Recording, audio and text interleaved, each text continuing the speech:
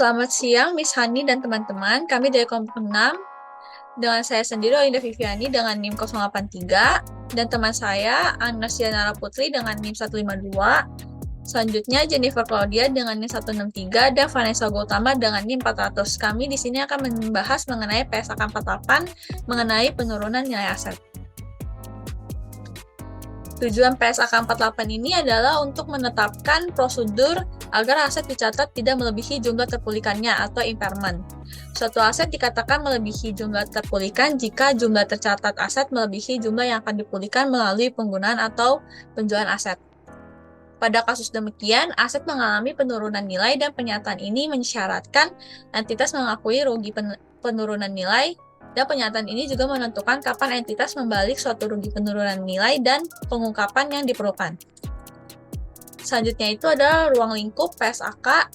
Ruang lingkup PSAK ini diterapkan untuk akuntansi penurunan nilai terhadap semua aset, kecuali yang pertama itu adalah persediaan yang dapat dilihat di PSAK 14. Lanjut, aset yang timbul dari kontrak konstruksi.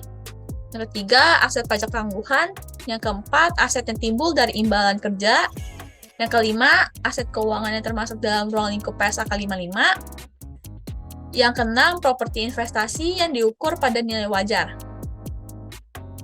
Yang selanjutnya itu biaya akuisisi, tangguhan, dan aset tidak berwujud yang timbul dari hak dan kontraktual penanggung berdasarkan kontrak asuransi yang termasuk dalam ruang lingkup PSAK 28. Dan yang terakhir adalah aset tidak lancar. Karena penyataannya berlaku untuk aset-aset tersebut memiliki persyaratan pengakuan dan pengukuran atas aset-aset tersebut. Pernyataan ini itu berlaku untuk aset keuangan yang dikelompokkan dalam investasi dalam entitas anak yang disajikan dengan metode biaya dalam laporan keuangan tersendiri seperti yang dijelaskan dalam PSAK 4, yaitu laporan keuangan konsolidasian dan laporan keuangan tersendiri. Yang kedua itu Ventura bersama yang dijelaskan dalam PSAK 12, bagian partisipasi dalam Ventura bersama, serta ketentuan mengenai penurunan nilai investasi dalam entitas asosiasi diatur dalam PSAK 15. PSAK 48 ini berlaku juga untuk aset yang dicatat pada jumlah revaluation, yaitu nilai wajar sesuai dengan pernyataan lain, seperti yang ada di model PSAK 16, yaitu model revaluasi. Penentuan apakah suatu aset revaluation ini mengalami penurunan nilai tergantung pada dasar yang digunakan dalam menentukan nilai wajar. Pengertian penurunan nilai atau impairment itu penurunan nilai dari aset terjadi jika nilai tercatat aset melebihi jumlah terpulihkan. Review dilakukan secara periodik, ada atau tidaknya indikasi penurunan nilai atau test of impairment. Jika terdapat indikasi, maka perusahaan harus menaksir recoverable amount dari aset tersebut. Pendekatan umum dari pengukuran penurunan nilai, bila ada indikasi penurunan nilai setelah dilakukan pengujian, perusahaan akan mengakui adanya kerugian penurunan nilai atau impairment loss ketika carrying amount-nya itu melebihi recoverable amount. Selisih tersebut akan menjadi rugi penurunan nilai. Lalu, carrying amount itu adalah nilai aset dikurangi akumulasi penyusutan dan akumulasi penurunan nilai. Recoverable amount itu adalah nilai tertinggi, di mana jika nilainya di atas, maka nilai wajar dikurangi biaya penjualan, disebut dengan recoverable through sales. Dan jika nilainya di bawah, maka disebut nilai pakai, yaitu recoverable through use. Identifikasi aset yang mungkin mengalami penurunan nilai. Pada setiap akhir periode pelaporan, suatu entitas harus menilai apakah terdapat indikasi suatu aset yang mengalami penurunan nilai. Jika terdapat indikasi tersebut, entitas harus mengestimasi jumlah terpulihkan aset tersebut. Terlepas apakah terdapat indikasi penurunan nilai, entitas juga harus menguji penurunan nilai aset tidak berwujud dengan masa manfaat tidak terbatas atau aset tidak berwujud yang belum dapat digunakan, dan menguji penurunan nilai goodwill yang diperoleh dalam suatu kombinasi bisnis. Nah, identifikasi aset ini yang mungkin mengalami penurunan nilai dapat diambil dari informasi dari sumber eksternal dan internal. Sumber eksternal itu adalah yang pertama itu perubahan signifikan nilai pasar lebih dari yang diharapkan. Yang kedua, perubahan signifikan teknologi, pasar, ekonomi, dan lingkup hukum, perubahan suku bunga, dan jumlah tercatat aset neto entitas melebihi kapitalisasi pasarnya. Dan informasi dari sumber internalnya itu adalah bukti keusangan atau kerusakan fisik aset, perubahan signifikan atas penggunaan penghentian dan masa manfaat aset, dan bukti internal mengidentifikasikan bahwa kinerja ekonomi aset lebih buruk dari yang diharapkan. Pengukuran jumlah terpulihkan dalam PSAK 48 mendefinisikan jumlah terpulihkan suatu aset sebagai jumlah yang lebih tinggi antara fair value less cost to sell dan value in use atau nilai pakai. Fair value less cost to sell ini adalah harga dalam suatu perjanjian penjualan yang mengikat yang dibuat dalam transaksi antara pihak-pihak yang independen, disesuaikan dengan tambahan yang dapat dikaitkan secara langsung dengan pelepasan aset. Apabila tidak terdapat perjanjian penjualan yang mengikat, namun aset diperdagangkan di pasar aktif, maka berdasarkan harga pasar aset dikurangi biaya pasar aset tersebut. Dan sebaliknya, jika tidak terdapat perjanjian penjualan yang mengikat dan tidak ada pasar aktif untuk aset, maka pada akhir periode pelaporan, pelepasan aset pada nilai wajar dikurangi biaya pelepasan. Selanjutnya yaitu ada value in use atau nilai pakai. Nah, hal-hal yang dipertimbangkan dalam perhitungan nilai pakai aset yaitu pertama ada estimasi arus kas masa depan yang diharapkan entitas akan diperoleh dari aset. Yang kedua yaitu ada ekspektasi mengenai kemungkinan variasi dari jumlah atau waktu arus kas masa depan tersebut. Nah, yang ketiga yaitu ada nilai waktu uang diwakili oleh suku bunga pasar yang berlaku. Yang keempat yaitu ada harga untuk menanggung ketidakpastian yang melekat pada aset. Dan yang kelima yaitu ada faktor-faktor lain seperti likuiditas yang akan dipertimbangkan oleh pelaku dalam menilai arus kas masa depan yang diharapkan entitas akan diperoleh dari aset tertentu.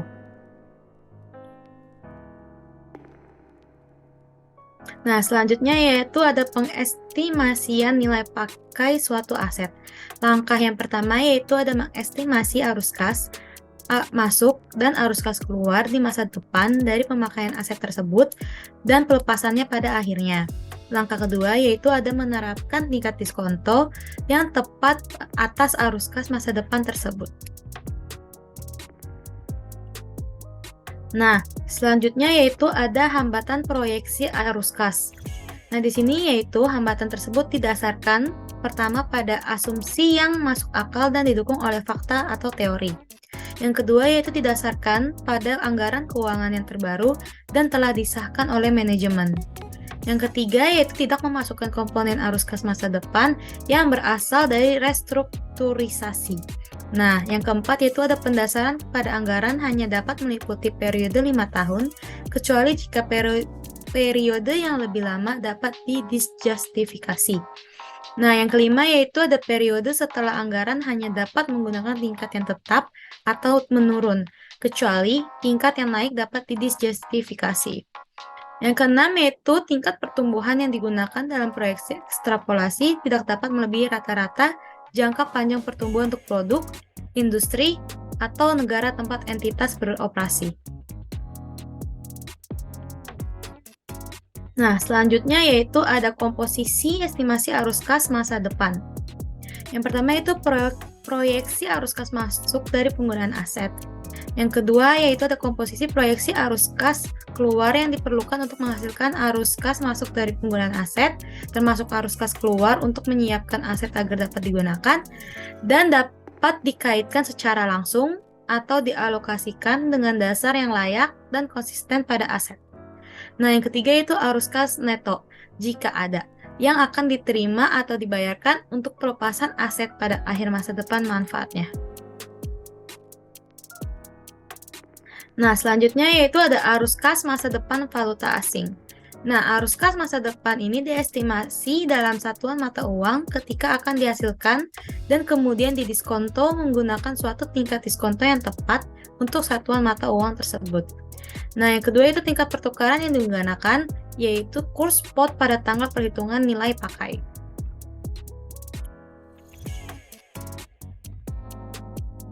Selanjutnya, yaitu dasar penetapan tingkat diskonto atau tingkat diskonto sebelum pajak yang menggambarkan penilaian pasar kini, yaitu dari A. Nilai waktu uang, dan B. Dari risiko spesifik atas aset di mana estimasi arus kas masa depan belum disesuaikan. Nah, tingkat diskonto ini adalah tingkat pengembalian yang disyaratkan investor jika seandainya mereka hendak memilih suatu investasi yang menghasilkan arus kas dengan jumlah, waktu, dan profit risiko yang sama dengan entitas diharapkan akan dihasilkan dari aset tersebut. Nah, tingkat diskonto ini diestimasi dari salah satu tingkat diskonto implisit pada transaksi pasar kini terhadap aset sejenis atau rata-rata tertimbang biaya modal entitas yang tercatat di bursa efek yang memiliki aset sejenis. Nah, selanjutnya yaitu ada pengakuan rugi penurunan nilai. Nah, nilai terpulihkan aset yaitu dari nilai tercatatnya. Nah, nilai tercatat aset diturunkan menjadi sebesar nilai terpulihkan dan penurunan tersebut adalah rugi penurunan nilai. Rugi penurunan nilai segera diakui dalam laporan laba rugi kecuali aset disajikan pada jumlah direvaluasi dengan sesuai standar lain. Contohnya itu PSK 16 tentang aset tetap. Nah, selanjutnya itu pengakuan rugi penurunan nilai. Pengakuan rugi penurunan nilai diakui dalam pendapatan komprehensif lain sepanjang kerugian penurunan nilai tidak melebihi jumlah surplus revaluasi untuk aset yang sama. Nah, rugi penurunan nilai atas aset revaluasian mengurangi surplus revaluasi untuk aset tersebut. Nah, ini ada contoh penurunan nilai. Yang pertama yaitu ada PT Anggrek melakukan uji penurunan nilai terhadap peralatan yang dimilikinya. Nilai tercatat dari peralatan sebesar 200 juta. Nilai wajar dikurangi biaya untuk menjual yaitu 180 juta dan nilai pakainya 250 juta. Jadi di sini carrying amount-nya itu 200 juta dibanding dengan recoverable amount-nya yaitu 250 juta di mana tidak ada penurunan nilai. Dan value in use-nya lebih besar daripada fair value less cost to sell. Nah, selanjutnya itu PT Mawar yang tersedia sama kecuali nilai pakai dari peralatan sebesar 175 juta, di mana recoverable amount-nya lebih kecil dibanding carrying amount dan mengalami rugi penurunan nilai sebesar 20 juta. Dan di mana juga fair value less cost to sell-nya lebih besar dibanding value in use. Itu keterbalikan dari sebelumnya. Karena adanya penurunan nilai, jadi PT Mawar membuat jurnal untuk mencatat kerugian penurunan nilai, yaitu di mana account-nya yaitu kerugian penurunan nilai pada akumulasi depresiasi peralatan sebesar 20 juta. Oke, selanjutnya saya akan membahas terkait unit penghasil kas atau yang biasa disebut dengan UPK. UPK ini merupakan jumlah terpulihkan aset dari aset individual yang tidak dapat ditentukan jika nilai pakai aset tidak dapat diestimasi mendekati nilai wajarnya dikurangi biaya penjualan dan aset tidak menghasilkan arus kas masuk yang independen dari aset kelompok lain. Dalam kasus ini, nilai pakai dan jumlah terpulihkan dapat ditentukan hanya untuk unit penghasil kas aset. Nah, untuk UPK nggak mungkin kita bisa mengestimasi jumlah terpulihkan aset individual karena kita harus menentukan nilai terpulihkannya dulu dari unit penghasil kas yang mana asetnya yang udah tercakup. Nah, unit penghasil kas ini tetap merupakan kelompok terkecil dari aset yang termasuk aset tersebut dan menghasilkan arus kas masuk yang independen dari arus kas masuk dari aset atau kelompok aset lain. Lalu untuk kerugian penurunan nilai itu akan diakui sebagai UPK jika jumlah terpulihkan dari unit tersebut lebih kecil dari jumlah yang tercatatnya. Lalu akan dialokasikan untuk mengurangi jumlah tercatat aset dari unit tersebut dengan urutan sebagai berikut.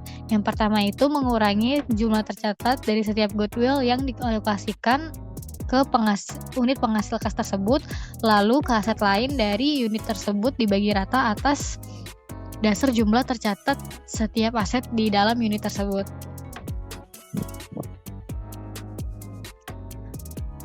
Dalam mengalokasikan kerugian penurunan nilai, entitas tidak harus mengurangi jumlah tercatat aset dengan jumlah yang tertinggi dari nilai wajar dikurangi biaya untuk menjual, terus lalu juga nilai pakainya jika dapat ditentukan dan nilainya 0.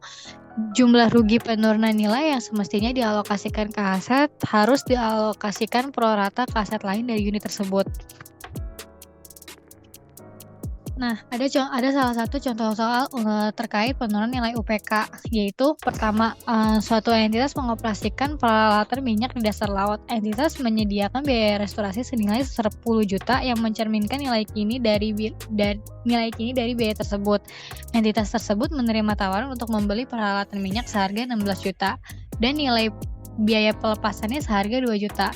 Nilai pakainya itu sebesar 4 juta, sedangkan nilai yang tercatat dari peralatan itu sebesar 20 juta. Nah, pertanyaannya apakah nilai dari peralatannya akan menurun? Maka yang bisa kita cari dulu adalah nilai wajarnya dikurangi cost to sell dari peralatan, yaitu 14 juta. Rumusnya itu dari 16 juta dikurang 2 juta. Lalu kita mencari nilai pakai dari peralatan itu sebesar 24 juta dikurang 10 juta menjadi 14 juta. Lalu untuk nilai yang tercatat dari peralatan adalah 20 juta dikurang 10 juta, yaitu hasilnya 10 juta. Jadi dapat dibuktikan bahwa nilai terpulih dari unit penghasil kas itu melebihi nilai dari tercatatnya, sehingga aset ini tidak diturunkan nilainya. Next, lalu ada salah satu contoh lagi, suatu unit penghasil kas memiliki aset bersih berikut ini. Pertama, ada goodwill sebesar 10 juta, properti sebesar 20 juta, pabrik dan peralatan sebesar 30 juta, sehingga memiliki total nilai sebagai 60 juta. Dan nilai yang dapat dipulihkan itu hanya 45 juta, dikarenakan di slide selanjutnya itu ada perhitungannya, yaitu untuk carrying value goodwill itu sebesar 10 juta, lalu mengalami impairment loss sebesar 10 juta, jadi nilai yang tercatat itu 0. Lalu untuk properti, carrying value-nya itu adalah 20 juta, sedangkan impairment loss-nya adalah 2 juta, dan 20 juta dikurangi 2 juta menjadi 18 juta. Lalu untuk di pabrik itu carrying value-nya ada 30 juta, impairment loss-nya 30 juta, sehingga menghasilkan nilai tercatat sebesar 27 juta. Maka dari itu total dari carrying value-nya itu sebesar 50 juta, total dari 3 goodwill, properti, dan pabrik ini sebesar 50 juta, dan mengalami impairment loss totalnya sebesar 15 juta, sehingga nilai yang tercatat itu sebesar 45 juta. Oke, selanjutnya saya akan membahas contoh penurunan nilai goodwill. Jadi di sini ada soal PT Lili itu memiliki 80% kepemilikan kepada PT Indah dengan membayar sebesar 16 juta pada tanggal 1 Januari 2019. Setelah tanggal akuisisi, aset bersih yang didapat diidentifikasikan memiliki nilai 15 juta. Nah, hingga di sini ada perhitungannya, nilai wajar aset bersih yang diidentifikasi itu 15 juta. Terus nilai aset bersih yang dapat diakuisisi itu hanya 80% dari PT Lilinya. Jadi 80% dikali 15 juta harga sebesar 12 juta. Nah, di sini tuh diketahui biaya kombinasi bisnisnya adalah 16 juta, di mana PT Lili waktu itu bayar pada tanggal 1 Januari. Nih. Terus kita bisa kurangi, bisa kita kurangi dan kita mendapatkan goodwill-nya sebesar 4 juta. Terus ini PT Indah merupakan UPK. Pada tanggal 31 Desember 2019, nilai yang dapat dipulihkan oleh PT Lili atau recovery-nya itu hanya sebesar 10 juta. Nah, jadi yang kita lakukan pertama kali itu menguji penurunan nilai di PT Indahnya. Terus di sini dikasih tahu, asumsikan bahwa depresiasi aset yang dapat diidentifikasi hanya 1,5 juta selama tahun 2019. Berarti itu udah akumulasinya. Terus kita lihat di sini. Pada akhir tahun 2019, nilai tercatat bruto oleh goodwill adalah 4 juta. Terus aset yang diidentifikasikan yang sudah diberitahu sebelumnya hanya 15 juta. Sehingga total nilai tercatat brutonya hanya 19 juta. Terus, akumulasi depresiasi goodwill-nya itu 0. Karena kan goodwill nggak bisa didepresiasi ya, kita cuma bisa mengamortisasikan goodwill. Terus, untuk aset yang diidentifikasikan, terdapat akumulasi depresiasinya yang udah diberitahukan sebelumnya hanya 1.500.000. Jadi total akumulasi depresiasinya 1.500.000. Sehingga yang nilai tercatatnya goodwill ada 4 juta dan aset yang diidentifikasikan adalah 15 juta dikurang 1.500.000 adalah 13.500.000. Di mana total nilai tercatatnya adalah 17.500.000. Nah, di sini ada goodwill minoritas. Nah, goodwill minoritasnya ini sebesar 1 juta. Nah, kita bisa menambahkan ke totalnya, ke total goodwill-nya dan totalnya ya. Jadi di sini total goodwill yang nilai tercatat yang sudah disesuaikan sebesar 5 juta, untuk aset yang diidentifikasi 13.500.000 dan totalnya 18.500.000. Selanjutnya di bagian kedua kita dapat mengalokasikan kerugian penurunan. Itu udah dikasih tahu ya di awal. Sebelumnya kan dikasih tahu recovery-nya itu hanya sebesar 10 juta. Nah, recovery yang 10 juta ini merupakan recoverable amount yang kita bandingkan dengan carrying amount. Sedangkan 18.500.000 yang tadi kita hitung tadi merupakan carrying amount. Jadi di sini terlihat nilai yang dipulihkan, nilai recoverable amount-nya lebih kecil daripada carrying amount-nya. Jadi kita bisa anggap kita terjadi impairment loss pada aset kita sebesar 8.500.000. Nah, selanjutnya ini ada pengembalikan suatu rugi penurunan nilai. Jadi dalam menilai apakah terdapat indikasi bahwa rugi penurunan nilai yang telah diakui pada periode sebelumnya untuk aset selain goodwill mungkin tidak ada lagi atau mungkin telah turun. Jadi kita bisa melakukan indikasi, yaitu ada 2 cara, informasi yang bersumber dari luar ataupun dari dalam. Contoh dari luar ini ada nilai wajar aset telah meningkat secara signifikan selama periode tersebut. Yang kedua, perubahan signifikan dengan dampak menguntungkan untuk intensitas telah terjadi selama periode tersebut atau akan terjadi dalam waktu dekat. Terus yang ketiga itu mungkin suku bunga pasar atau tingkat pengembalian investasi pasar yang lain telah menurun gitu. Jadi selama periode penghitungan penurunan impairment ini. Terus untuk yang informasi yang bersumber dari dalam ini, contohnya itu bisa merupakan perubahan signifikan dengan dampak yang menguntungkan bagi intensitas yang telah terjadi selama periode atau tuh diharapkan terjadi dalam waktu dekat. Terus yang kedua, informasi yang dari dalam ini bisa bukti tersedia dari pelaporan internal yang mengindikasikan bahwa kinerja ekonomi lebih baik atau akan lebih baik dari yang diharapkan. Nah, selanjutnya ini masih pengembalikan suatu rugi penurunan nilai. Rugi penurunan nilai yang telah diakui dalam periode-periode selain goodwill harus dibalik atau di recovery gitu ya. Jika terdapat perubahan estimasi yang digunakan untuk menentukan jumlah terpulihkan atas aset tersebut sejak rugi. Terus jika kasus seperti ini, jumlah tercatat aset ada pengecualian dinaikkan ke jumlah terpulihkan. Nah, kenaikannya ini tuh berupa suatu pembalikan rugi penurunan yang udah kita buat yang impairment loss-nya itu. Nah, ini ada pengembalikan suatu rugi penurunan impairment loss-nya ini berdasarkan aset individu. Jadi, jumlah tercatat aset yang meningkat selain goodwill disebabkan impairment loss tidak boleh melebihi tercatat melebihi dari jumlah yang sudah kita penyesuaian sebelumnya. Jadi jika ada recovery, kita harus menyesuaikan apabila recovery-nya lebih besar dari impairment-nya, maka kita harus tetap mencatat sebesar impairment. Sisanya kita bisa masukkan ke dalam unrealized gain gitu ya. Terus mengembalikan rugi penurunan nilai untuk aset diakui segera dalam laba rugi, kecuali aset disajikan dalam jumlah direvaluasi sesuai dengan pernyataan lain. Contohnya itu ada di PSAK 16 model revaluasi. Terus setiap pemulihan rugi penurunan nilai aset revaluation harus diperoleh sebagai kenaikan penilaian kembali sesuai dengan PSAK yang terkait.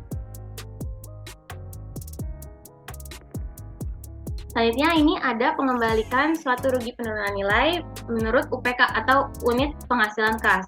Di sini tuh dialokasikan kepada aset-aset dari unit kecuali goodwill. Jadi prorata dengan jumlah tercatat dari asetnya.